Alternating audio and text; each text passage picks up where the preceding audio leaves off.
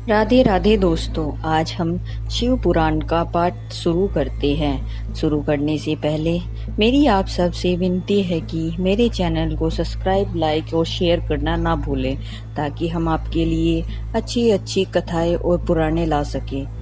ओम नमः शिवाय। चलो आइए शुरू करते हैं। राधे राधे दोस्तों, आपका फिर से स्वागत है मेरे यूट्यूब चैनल राधे श्याम में। आज हम आपको आगे की कथा सुनाते हैं। गणों के मुख से और नारद जी से बीते सती के दग्ध होने की बात सुनकर दक्ष पर कुपित हुए शिवजी ने अपनी जटा से वीरभद्र और महाकाली को प्रकट करके उन्हें यज्ञ विध्वंस करने और विरोधियों को जला डालने की आज्ञा देना। ब्रह्मा जी कहते हैं, नारद वह आकाशवाणी सुनकर सब देवता आदि भयभीत तथा विस्मित हो गए थे। उनके मुख से कोई भी बात नहीं निकली है। वे इस तरह खड़े या बैठे रह गए मानो उन पर विशेष मोह छा गया हो। भृंगु के मंत्र बल से भाग जाने के बाद कारण जो वीर शिव गण नष्ट होने से बच गए थे, वे भगवान शिव की शरण में गए। उन सब ने अमित तेजस्वी भगवान रुद्र को भली भांति सादर प्रणाम करके वहां यज्ञ में जो कुछ हुआ था वह सारी घटना उनसे कह सुनाई। गण बोले, महेश्वर, दक्ष बड़ा दुरात्मा तथा घमंडी है। उसने वहां जाने पर सती देवी का अपमान किया है और देवताओं ने भी उनका आदर नहीं किया है। अत्यंत गर्व से भरे हुए उस दुष्ट दक्ष ने अपने लिए यज्ञ में भाग नहीं दिया है, दूसरे देवताओं के लिए दिया और आपके विषय में उच्च स्वर से दुर्वचन कहे हैं। प्रभु, यज्ञ में आपका भागना देखकर सती देवी कुपित हो उठी और पिता की बारंबार निंदा करके उन्होंने तत्काल अपने शरीर को योगाग्नि द्वारा जलाकर भस्म कर दिया। यह देख 10,000 से अधिक पार्षदों लज्जावश शस्त्रों द्वारा अपने ही अंगों को काट कर वहां मार गिराए। शेष हम लोग दक्ष पर कुपित हो उठे और सबको भय पहुंचाते हुए वेग पूर्वक या उस यज्ञ का विध्वंस करने को उद्यम हो गए थे, परंतु विरोधी भृंगु ने अपने प्रभाव से हमें तिरस्कृत कर दिया है। हम उसके मंत्र बल का सामना नहीं कर सके। प्रभु, विपर्व वे ही हम लोग आज आपकी शरण में आए हैं।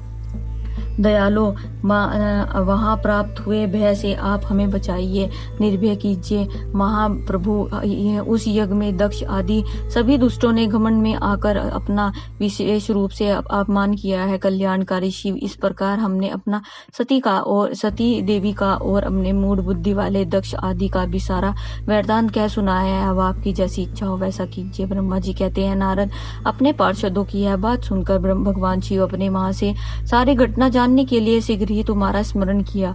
देवर्ष, तुम दिव्य दृष्टि से संपन्न हो, अतः भगवान के स्मरण करने पर तुम तुरंत वहां आ पहुंचे और शंकर जी की भक्ति पूर्वक प्रणाम करके खड़े हो गए।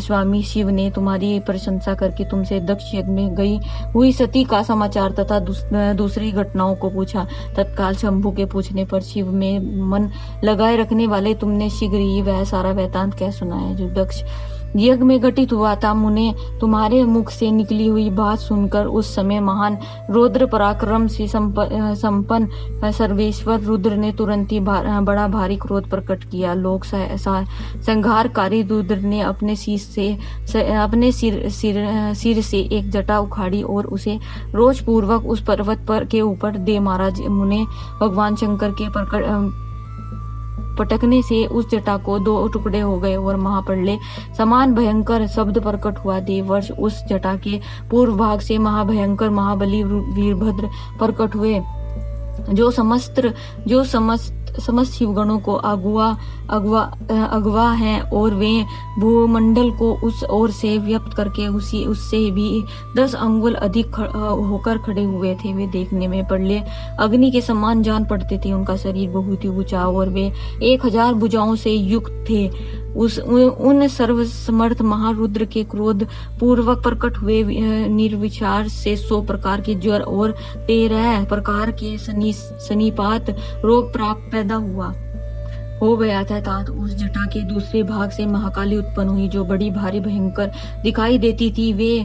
वे करोड़ों भूतों से घिरी हुई थी। जो ज्वर पैदा हुए वे वे सब के सब शरीरधारी क्रूर और समस्त लोग को के लिए भयंकर थे। वे अपनी तेज से प्रज्वलित हो सब और दाह उत्पन्न करते हुए से प्रतीत होते थे। वीरभद्र बातचीत करने में बड़े कुशल थे। उन्होंने दोनों हाथ जोड़कर परमेश्वर शिव को प्रणाम करके कहा, वीरभद्र बोले, महारुद्र, सोम, सूर्य और अग्नि को 3 नेत्रों के रूप में धारण करने वाले प्रभु, शीघ्र आज्ञा दीजिए। मुझे इस समय कौन सा कार्य करना होगा? ईशान, मुझे आधे ही क्षण में सारे समुद्रों को सुखा देना है या इतने ही समय में संपूर्ण पर्वतों को पीस डालना है? हर में एक ही क्षण में ब्राह्मण को भस्म कर डालूं या समस्त देवता और मुनियों को भी जलाकर राख कर दूं? शंकर, ईशान, क्या मैं समस्त लोगों को उलट पुलट कर दूं या समस्त प्राणियों का विनाश कर डालूं? महेश्वर, आपकी कृपा से कहीं कोई भी ऐसा कार्य नहीं है जिसे मैं न कर सकूं। पराक्रम के द्वारा मेरा सम्मान करने वाले वीर न पहले कभी हुआ है और सामना करने वाला वीर न पहले कभी हुआ और न आगे होगा। शंकर, आप किसी तिनके को भेज दे तो मैं वह भी बिना किसी यत्न क्षण भर में बड़े से बड़ा कार्य सिद्ध कर सकता हूँ, उसमें संशय नहीं है। शंभु, यद्यपि आपकी लीला मात्र से सारा कार्य सिद्ध हो जाता है, तथापि जो मुझे भेजा जा रहा है यह मुझ पर आपका अनुग्रह ही है। शंभु, मुझ में भी जो ऐसी शक्ति है वह आपकी कृपया से ही प्राप्त होती है। शंकर, आपकी कृपया के बिना किसी में भी कोई शक्ति नहीं हो सकती है। वास्तव में आपकी आज्ञा के बिना कोई तीन के आदि को भी हिलाने में समर्थ नहीं है, यह निसंदेह कहा जा सकता है। महादेव, मैं आपके चरणों में बारंबार प्रणाम करता हूँ। आप अपने अभिष्ट कार्यों की सिद्धि के लिए आज मुझे शीघ्र भेजिए। शंभु, मेरी दाहिने अंग बारंबार फड़क रहे हैं, इससे सूचित होता है कि मेरी विजय अवश्य होगी, अतः प्रभु मुझे भेजिए। शंकर, आज मुझे कोई अभूतपूर्ण एवं विशेष हर्ष तथा उत्साह का अनुभव हो रहा है और मेरा चित्त अपने आपके चरण कमलों में लगा हुआ है, अतः पग पग पर मेरे लिए शंभु परिणाम का विस्तार होगा। शंभु, आप शुभ के आधार हैं, जिसकी आप में सुदृढ़ भक्ति है उसी को सदा विजय प्राप्त होती है और उसी का दिनों दिन शुभ होता है। ब्रह्मा जी कहते हैं, नारद, उसी की यह बात सुनकर सब मंगला के पति भगवान शिव बहुत संतुष्ट हुए और वीरभद्र, तुम्हारी जय हो, ऐसा आशीर्वाद देकर वे फिर बोले।